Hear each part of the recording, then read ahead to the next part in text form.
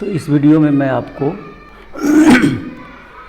Intermediate UP board परीक्षा English subject में pros के अंतर्गत होम कमिंग का दूसरा पार्ट बताने चल रहा हूँ। इसके पहले एक वीडियो में पहले पार्ट को बता चुका हूँ, दूसरा पार्ट बताने चल रहा हूँ। आप देखें, पैराग्राफ देखें। Phatik wiped his face and sat down. Phatik अपना चेहरा पोंछ लिया एंड सैट डाउन और बैठ गया on the edge of a sunken barge. On the edge, edge माने किनारा, ऑफ ए संकन माने डूबे हुए, बार्ज माने नाव। एक नाव वहीं किनारे पर डुबोई गई थी। नाव रखा जाता है तो उसको डुबो दिया जाता है, पानी भर दिया जाता है। तो वह डुबोई हुई नाव रखी हुई थी उसी किनारे की तरफ, उसी पर बैठ गया। ऑन द रिवर, नदी में, रिवर बैंक, नदी के किनारे। And began to chew a piece of grass. और इसके बाद वह एक घास का टुकड़ा, तिनका जो है, चबाने लगा, वैसे मुंह में डाल के चबा रहा था। A boat came up to the landing. एक नाव वहीं आई और उसने लैंड किया, यानी किनारे पर आकर के लगी। नाव किनारे पर आकर के लगी, लैंड की। वहीं किनारे पर नाव आई और उसने लैंड किया। तो and landing. And a middle aged man, और एक मिडिल एज्ड मैन, अधेड़ व्यक्ति, आधी उम्र वाला, आधी उम्र बिताए हुए एक अधेड़ व्यक्ति, विथ ग्रे हेयर, जिसके बाल भूरे थे, एंड डार्क मुस्टैचू, और जिसकी मूछें जो थी काफ़ी घनी थी, काली थी।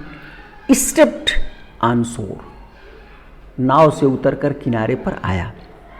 ही सा द बॉय सिटिंग देयर, उसने बच्चे को वहाँ बैठा हुआ देखा। डूइंग नथिंग, और ये देखा कि लड़का कुछ कर नहीं रहा था, चुपचाप बैठा हुआ था। एंड आस्क्ड हिम, इसलिए उस आदमी ने लड़के से पूछा, where the Chakravartis lived, Chakravarti कहाँ रहते हैं, यानी चक्रवर्ती का पता पूछा। Phatik went on chewing the grass, Phatik उसकी बातों को सुनकर वैसे ही घास चबाता रहा। माने लगा जैसे उसे उसकी बातों पर कोई ध्यान ही नहीं है, उसकी बात का कोई ध्यान ही नहीं है, उस पर कोई ध्यान ही नहीं दिया। और बिना मन के सेड, कहा, ओवर देयर, वहाँ, उधर। But it was quite impossible, लेकिन यह बिल्कुल असंभव था, to tell where he pointed, कि किस स्थान को वह पॉइंटेड किया, किस स्थान की ओर उसने इशारा किया, वो स्थान कहाँ है, ये बड़ा कठिन था बताना। The stranger asked him again, इस प्रकार वह अजनबी अपरिचित व्यक्ति जो आया था पुनः एक बार पूछा। He swung his legs to and fro, he swung, swung माने हिलाना, वह अपने पैर को हिलाता रहा। टू एंड फ्रो, इधर उधर। On the side of the barge, उसी नाव पर बैठे हुए नाव के अगल बगल में अपने पैर को वैसे ही हिलाता रहा। एंड सेड, और कहा, गो एंड फाइंड आउट, जाओ और पता लगाओ। And continue to chew the grass as before, और फिर जारी रखा, टू च्यू, वही चबाना, द ग्रास, घास को, एज बिफोर, जैसा पहले कर रहा था, पहले की तरह से ही फिर घास को चबाना जारी रखा। But now A servant came down from the house, लेकिन उसी दौरान एक नौकर जो है उसके घर से आया। एंड टोल्ड फटिक, और फटिक को बताया, हिज मदर वांटेड हिम, उसकी माँ उसे बुलाई है, और उसकी माँ उससे मिलना चाहती है, बुलाई है। फटिक रिफ्यूज टू मूव, फटिक जाने से इनकार कर दिया, क्योंकि फटिक जानता था कि माखन जा करके कुछ उल्टा सीधा कहा है, इसीलिए माँ बुला रही है। But the servant was the master on this occasion, लेकिन इस अवसर पर नौकर जो था बिल्कुल मालिक जैसा था, यानी उसको आदेश मिला हुआ था, आदेश लेकर के आया था कि उसे ले करके ही आना है, इसलिए मालिक जैसा था नौकर। ही टुक फटिक अप रफली, और वो फटिक को बिल्कुल ज़बरदस्ती खींच करके अपने साथ ले गया। एंड कैरीड हिम, ले गया, किकिंग, लत्ती मारते हुए, एंड स्ट्रगलिंग, और उसके साथ संघर्ष करते हुए, एन इम्पोर्टेंट रेज, और बिल्कुल वो असहाय जैसा हो गया था फटिक, उसके सामने असहाय जैसा, और क्रोध में भी था, क्रोध भी उसको लगा था, लेकिन क्रोध में था लेकिन फिर भी असहाय था, और नौकर उसे खींच के ज़बरदस्ती ले गया। When Sphatik came into the house, जब फटिक घर में अंदर आया, हिज मदर saw him, उसकी माँ उसे देखा, सी called out angrily, क्रोध से उसकी माँ बोली, so you have been hitting Makhan again, तो तुमने फिर एक बार माखन को मारा, हिट माने मारना। फटिक आंसर्ड, फटिक ने उत्तर दिया, इंडिग्नेंटली माने एंग्रीली, क्रोध के साथ उत्तर दिया, नो आई हैव नॉट, नहीं मैंने नहीं मारा है। हु टोल्ड यू दैट, कौन तुमसे ये कहा। हिज मदर साउटेड, उसकी माँ चिल्लाई, डू नॉट टेल लाई, झूठ मत बोलो, यू हैव, तुमने मारा। Now in this paragraph the writer describes Phatik ordered the children, the naughty boys of the village, to roll the log, so boys rolled the log. Makhan became angry and he beat Phatik and scourged him, scratched him, and went home and told his mother that Phatik had beaten him.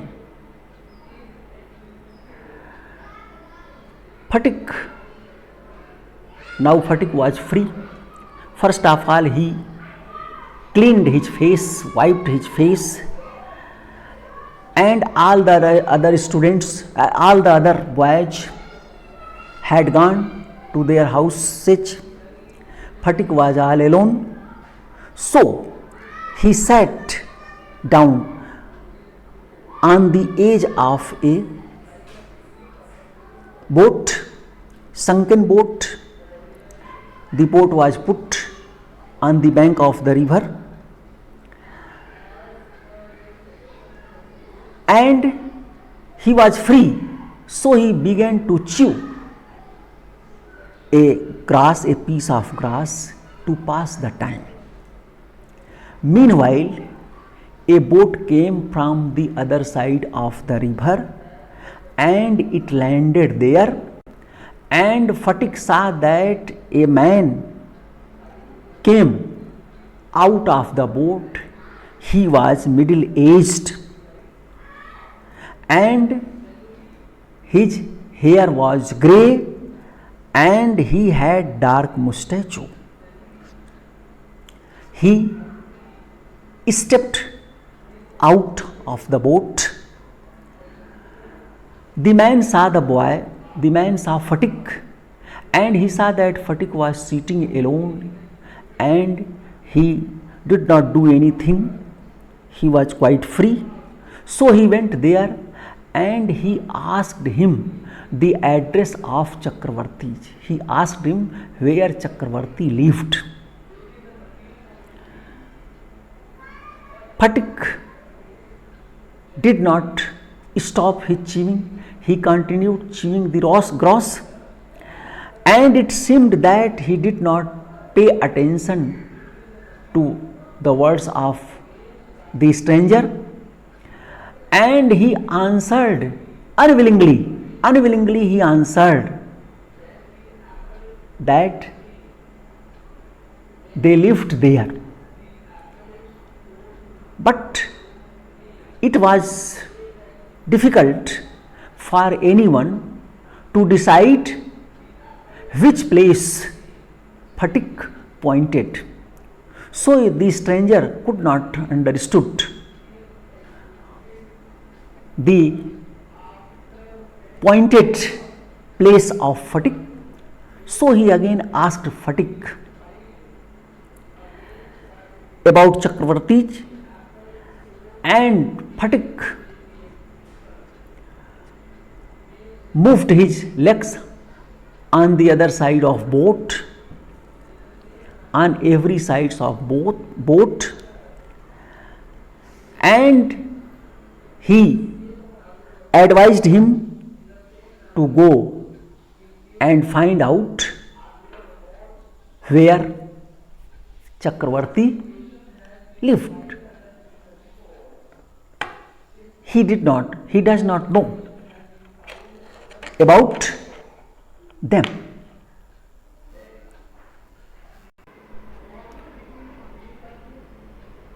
Phatik said, now go and find out. He does not know.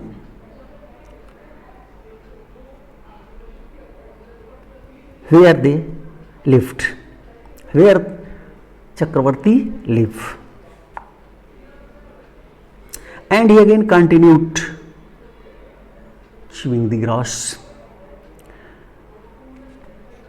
Meanwhile, a servant came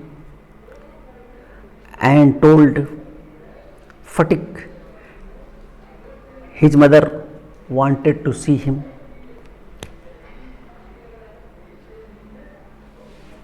He did not want to go there because he knew mother will scold him. But the servant was like master. He took Phatik with struggle and roughly, and Phatik was helpless before him. When Phatik came house, his mother asked him why he had beaten Makhan. He said that he had not beaten Makhan. Who told her?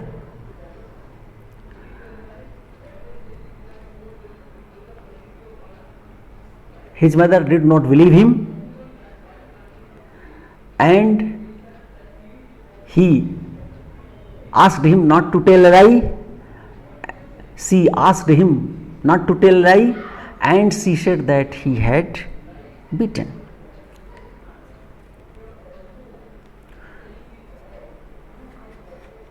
अगला paragraph आप देखें.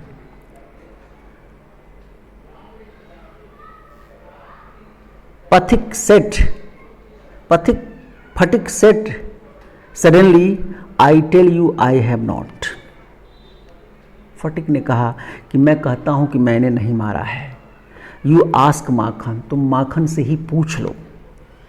But Makhan thought it best, लेकिन माखन यही उचित समझा to stick to his previous statement, कि जो पहले वो स्टेटमेंट दे चुका है उसी से चिपका रहे, माने उसी को माने, कि पहले ही कह चुका था कि फटिक ने हमें मारा है, इसलिए वो उचित समझा कि हमें यही कहना चाहिए.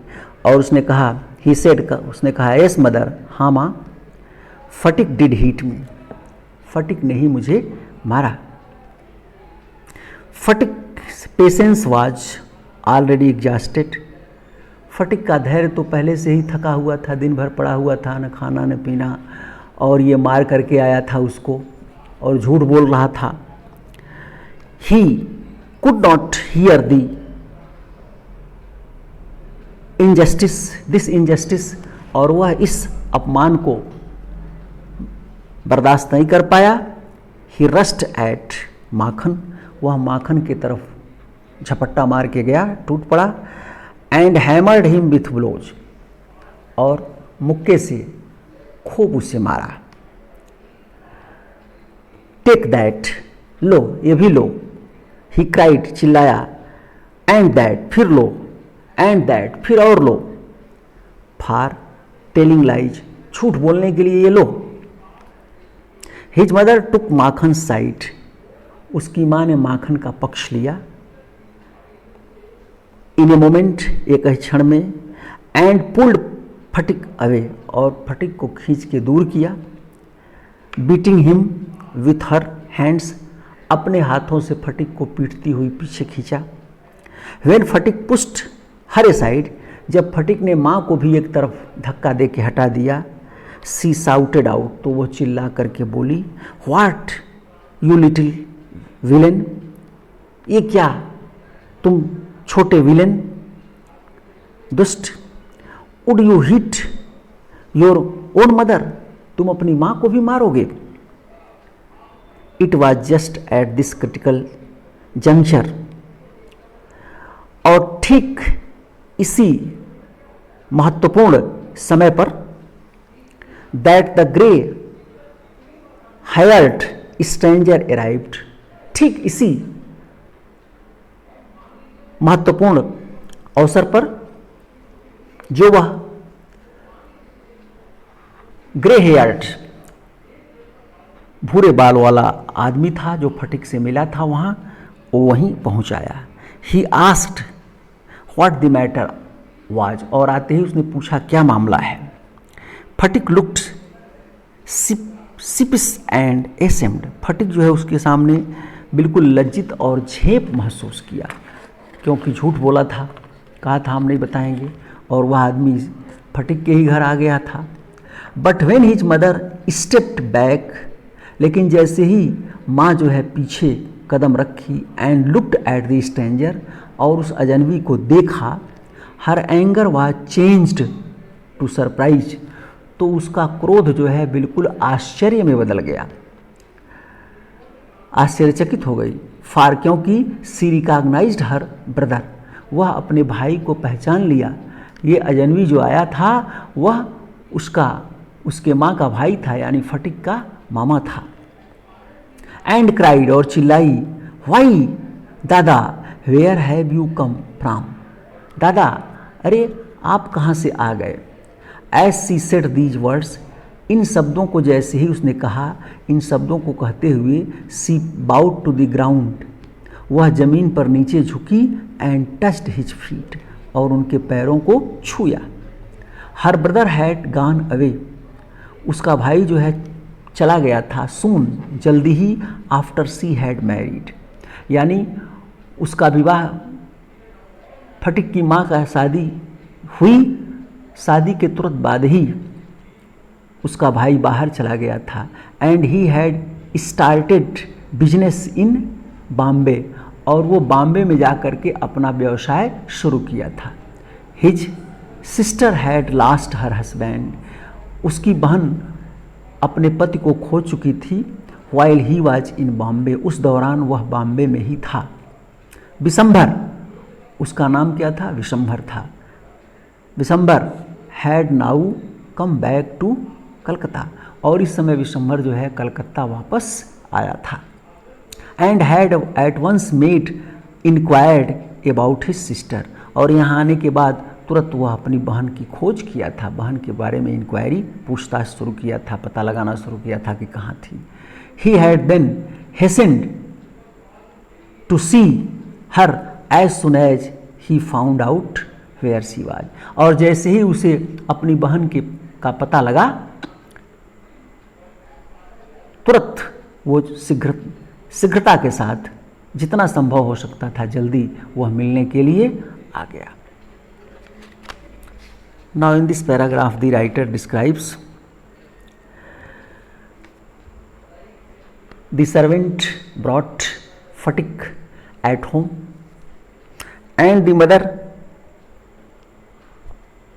said that he had killed his younger brother Makhan.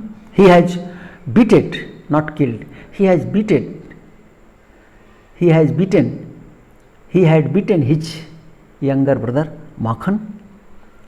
But the reality was that Phatik had not beaten his younger brother, but his younger brother Makhan himself had beaten Phatik. So Phatik told his mother that he had not beaten him, but his mother did not believe Phatik, because Phatik did not read or write. He wandered throughout the day, but Makhan read and write, so she was agree with Makhan and she took the side of Makhan, and Phatik did not tolerate it, and so he asked her to ask Makhan who had beaten. But Makhan was intelligent, Makhan was cunning. Makhan thought that it was proper for him to remain on his previous statement, so he said that Phatik had beaten him. Phatik could not control himself, he could not tolerate this lie, and at once he rushed towards Makhan and hammered him with blow. His mother came here and he drew Phatik to save Makhan, but Phatik put his mother aside and so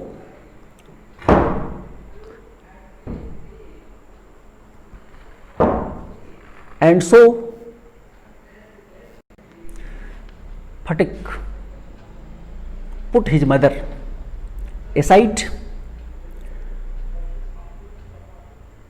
His mother shouted and addressed Phatik a villain and shouted that he would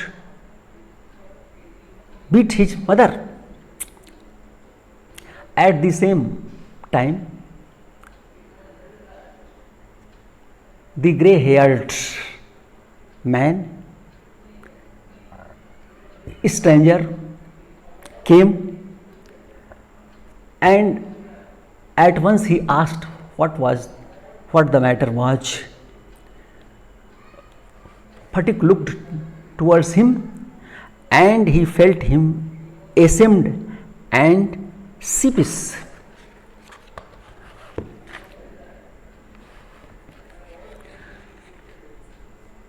When mother turned back and saw the stranger, she was very much surprised to see him.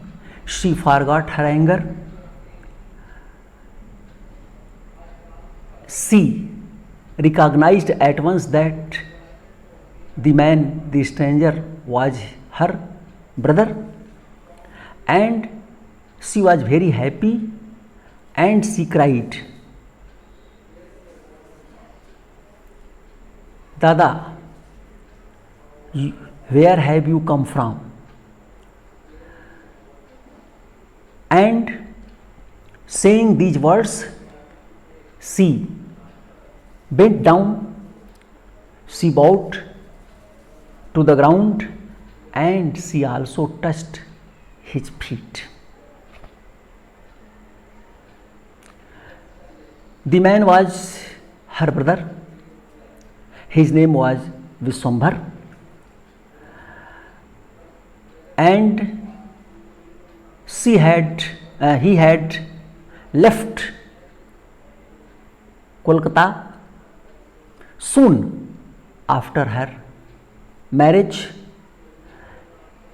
She had gone to Bombay, and he had gone to Bombay, and there he had started his own business. Her sister lost her husband. Her sister's husband died. At that time, he was in Bombay. Now he had come back to Kolkata, and as he came Kolkata, he inquired about his sister, and as soon as he found the address and residence of her sister, as soon as he came about the residence and address of his sister, at once he came to see her.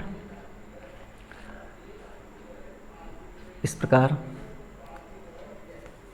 अब यहीं इसके बाद आगे वाला जो है तीसरे part में, इस वीडियो के तीसरे पार्ट में बताया जाएगा। और बहुत बहुत आप लोगों को धन्यवाद।